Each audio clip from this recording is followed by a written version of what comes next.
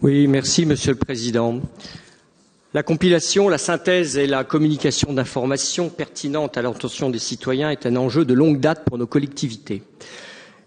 Et c'est néanmoins une mission complexe qui peut conduire à des erreurs, voire à des dérives et même à des doublons. Et nous en avons un bel exemple. Souvenez-vous, lors de la commission permanente de janvier 2018, notre groupe a soulevé le sujet de la subvention de 6 629 € versée à la Confédération paysanne pour l'animation du site internet Consommer sans OGM en région Centre. Il s'agit d'une plateforme dont la mission est de référencer les producteurs, distributeurs et restaurateurs engagés à fournir des produits alimentaires sans OGM dans notre région. Un beau sujet pour montrer l'utilité de l'open data.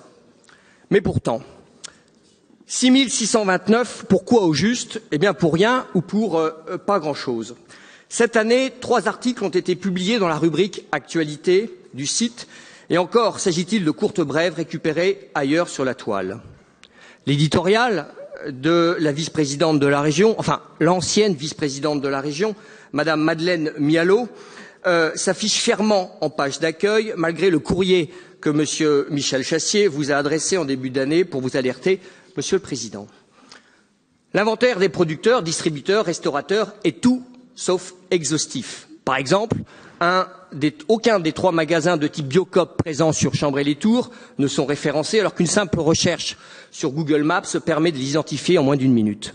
Sans parler des nombreux producteurs bio de nos territoires, également absents de cette plateforme. Plus qu'une négligence, il s'agit d'une tromperie financée par le denier de notre collectivité, puisque cela pourrait laisser penser à nos concitoyens qu'il n'existe aucune alternative près de chez eux, alors qu'un producteur bio pourrait se trouver à quelques kilomètres. Voici les écueils d'un projet open data mal organisé, mal ficelé.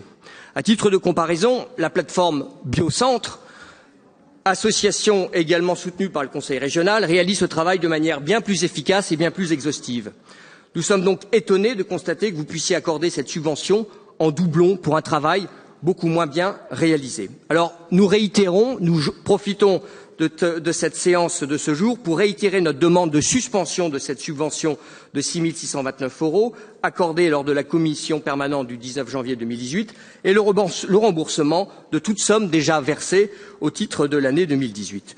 Plus globalement, je souhaite, à l'instar de mon collègue Mathieu Colombier, alerter notre Assemblée sur les dangers et les risques d'une politique de données ouverte et mal conçue. Je vous en remercie.